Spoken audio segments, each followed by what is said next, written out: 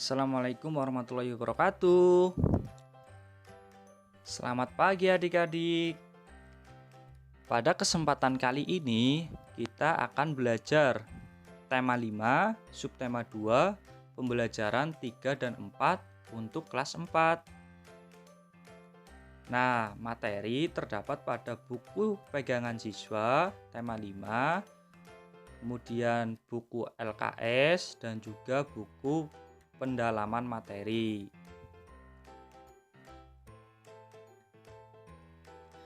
Nah, pada kesempatan kali ini kita akan mencoba mengenal tokoh pahlawan.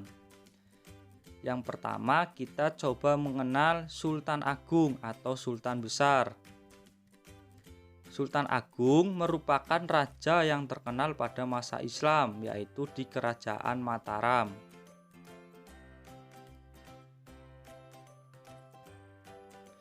Pada tahun 1613 sampai 1645, Kerajaan Mataram menjadi kerajaan terbesar di Jawa dan Nusantara.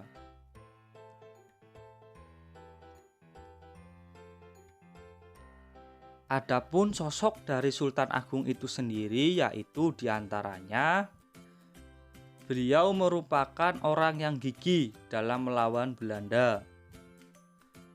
Sultan Agung merupakan budayawan dan juga penulis naskah sastra gending.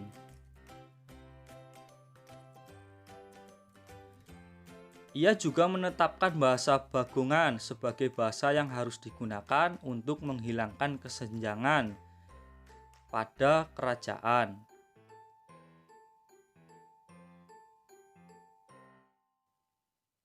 Kemudian ada beberapa kerajaan Islam lainnya yang ada di Indonesia.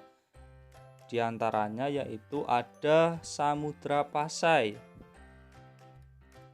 Nah, kerajaan Samudra Pasai ini merupakan kerajaan Islam pertama di Nusantara. Letaknya itu ada di Lok Sumawai, Sungai Pasai di Kabupaten Aceh Utara. Didirikan oleh Merah Silau atau Sultan Malik Al-Saleh sekitar 1267 dan memiliki puncak kejayaan di raja tersebut. Kemudian ada Kesultanan Demak, didirikan oleh Raden Patah pada tahun 1478 sampai 1518.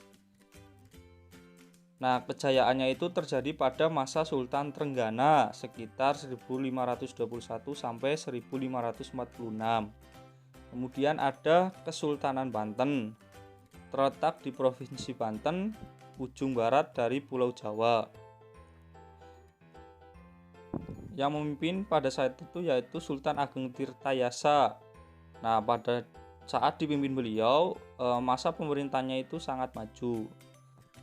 Kemudian ada Kesultanan Ternate Tidore dan juga ada Kesultanan Gowa Talo. Coba adik-adik perhatikan gambar berikut ini. Siapakah beliau? Nah, beliau adalah Jenderal Ahmad Yani. Beliau lahir di Purworejo pada 19 Juni 1922. Dan wafat di Jakarta pada tanggal 1 Oktober 1965.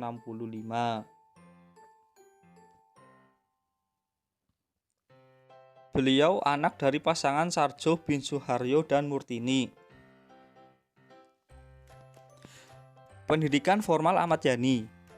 Pertama, beliau sekolah di HIS atau sekolah setara dengan sekolah dasar yang ada di Bogor. Selesai tahun 1935. Kemudian lanjut di Mulo. Mulo ini sekolah setara dengan tingkat sekolah menengah pertama di Bogor, tamat pada tahun 1938. Kemudian masuk ke AMS di Jakarta, tetapi hanya 2 tahun saja karena adanya milisi dari pemerintah Hindia Belanda. Nah, ia juga mengikuti pendidikan militer pada Dinas Topografi Militer di Malang dan di Bogor. Kemudian dia mengikuti pendidikan Helho di Magelang dan masuk Tentara Pembela Tanah Air atau PETA di Bogor. Banyak prestasi yang diraih, salah satunya yaitu berhasil menyita senjata Jepang di Magelang. Kemudian Ahmad Yani menjadi komandan TKR di Purwokerto. Nah, saat agresi pertama Belanda terjadi, pasukannya berhasil menahan serangan Belanda di daerah Pingit. Kemudian pada agresi kedua, ia dipercaya menjadi komandan, meliputi pertahanan Kedu.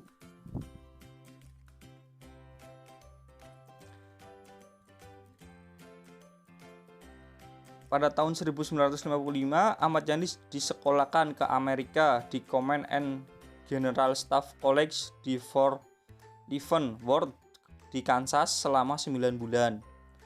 Kemudian tahun 1956, beliau juga mengikuti pendidikan selama 2 bulan pada Special Warfare Corps di Inggris. Tahun 1958, ia memimpin penumpasan pemberontakan PRRI dan berhasil. Kemudian di tahun 1962, Jenderal Ahmad Yani diangkat menjadi Menteri atau Panglima Angkatan Darat.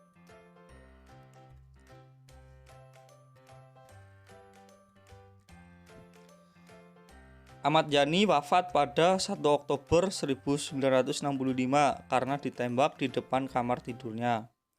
Jasadnya ditemukan di Lubang Buaya, Jakarta Timur bersama jasad 6 perwira lainnya. Kemudian beliau dimakamkan di Taman Makam Pahlawan Kalibata. Ahmad Yani gugur sebagai pahlawan revolusi. Nah, tentunya adik-adik sudah tidak asing lagi dengan loop. Nah, coba adik-adik amati gambar tersebut. Nah, itu merupakan gambar dari loop. Loop merupakan alat yang digunakan untuk melihat benda-benda atau tulisan yang berukuran kecil. Sifat bayangannya yaitu tegak dan diperbesar. Kemudian kita akan mengenal Kapiten Patimura. Siapa itu Kapiten Patimura? Kapiten Patimura merupakan pahlawan yang berasal dari Maluku. Lahir pada 8 Juni 1783. Kemudian Patimura bangkit memimpin rakyat Maluku melawan kekejaman Belanda karena Belanda menguasai perdagangan rempah-rempah di Kepulauan Maluku.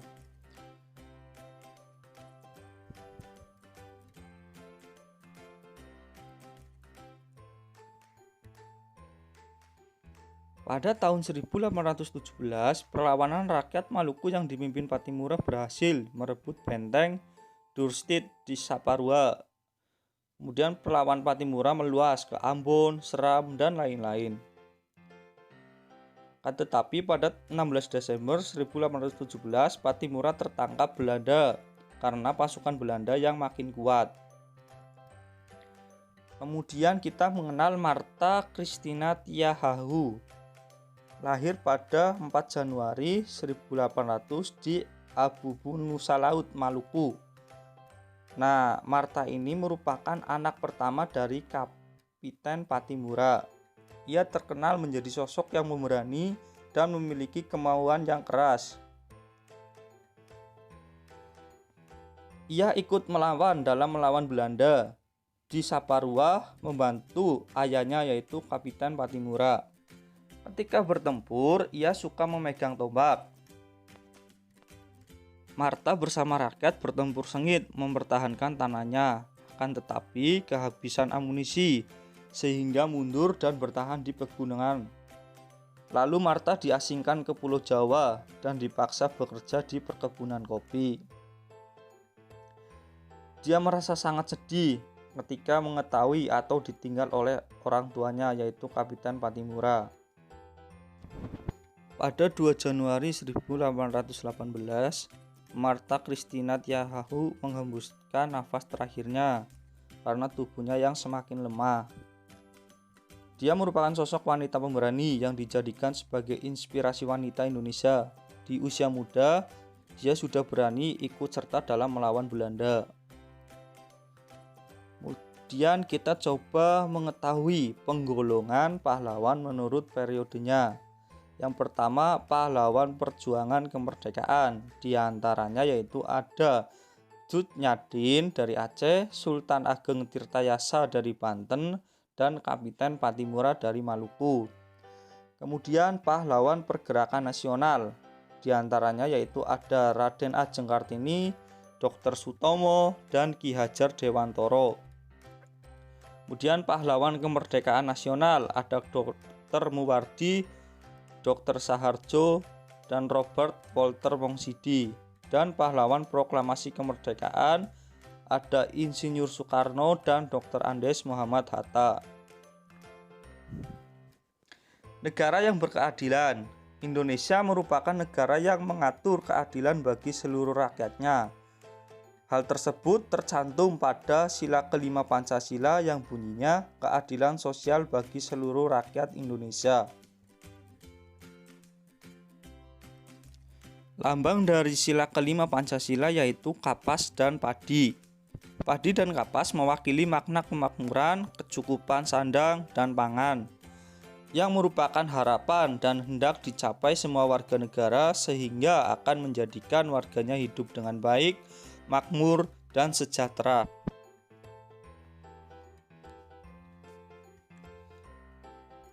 Lalu, sikap teladan apa saja sih yang harus kita tiru dari sosok pahlawan? Yang pertama, pahlawan memiliki keberanian dan rasa semangat yang tinggi. Yang kedua, pahlawan selalu bertanggung jawab terhadap tugasnya.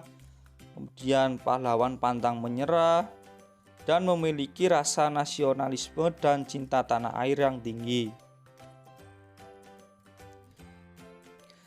Adik-adik, cukup sekian pembelajaran pada kesempatan kali ini. Semoga apa yang sudah disampaikan bisa bermanfaat untuk adik-adik semua. Dan adik-adik juga jangan lupa untuk selalu jaga kesehatan dan tetap semangat belajar. Terima kasih. Wassalamualaikum warahmatullahi wabarakatuh.